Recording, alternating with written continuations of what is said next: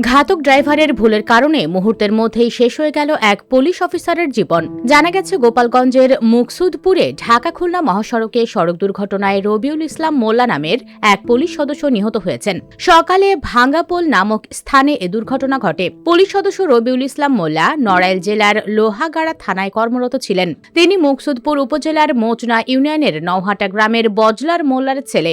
রবিউল ইসলাম স্ত্রী ও 2 ছেলে রেখে গেছেন। সূত্র জানায়, কাল নিজ বাড়ি মুকসুদপুরে আসার পথে গোপালগঞ্জের মুকসুদপুর উপজেলার কদমপুর ভাঙ্গাপোল নামক স্থানে ঢাকা থেকে খুলনাগামী বনফুল পরিবহন পেছন থেকে মোটরসাইকেল চালক পুলিশ সদস্য রবিউল ইসলামকে চাপা দিলে ঘটনাস্থলে মারা যান তিনি। মুকসুদপুর থানার ভারপ্রাপ্ত কর্মকর্তা আব্দুল্লাহ আল মামুন বিষয়টি নিশ্চিত করেছেন। তার এমন মৃত্যুতে গভীর শোক প্রকাশ করেছেন তিনি।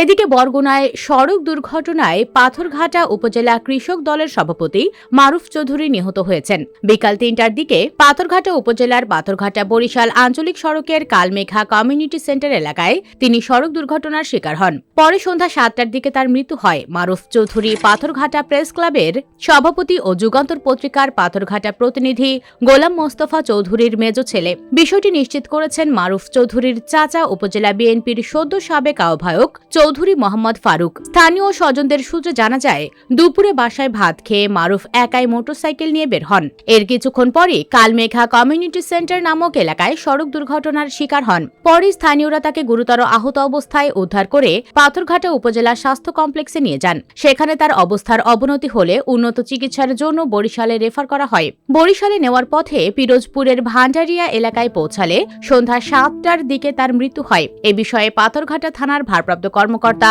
মং চেনলা বলেন, পাথরঘাটা উপজেলা কৃষক দলের সভাপতি মারুফ চৌধুরী সড়ক দুর্ঘটনায় নিহত হয়েছেন। তবে কিভাবে দুর্ঘটনার শিকার হয়েছেন তা এখনো জানা যায়নি। মারুফ চৌধুরীর মৃত্যুতে বিএনপির ভাইস চেয়ারম্যান নুরুল ইসলাম মনি শোক প্রকাশ করেছেন। এছাড়াও পাথরঘাটায় রাজনৈতিক, সাংবাদিক ও সামাজিক অঙ্গনের শোকের ছায়া নেমে এসেছে। বিভিন্ন মহল থেকে তার বিদেহী আত্মার মাগফিরাত কামনা ও শোক সন্তপ্ত পরিবারের প্রতি গভীর সমবেদনা জানানো হয়েছে। মোটরসাইকেল অ্যাক্সিডেন্টের জন্য বেশিরভাগ ভুক্তভোগীরাই দায়ী। দর্শক, আপনিও কি তাই মনে করেন? কমেন্টে হ্যাঁ অথবা না লিখে জানিয়ে দিন আপনার মূল্যবান মতামত। ভিডিওটি ভালো লাগলে লাইক ও শেয়ার করুন।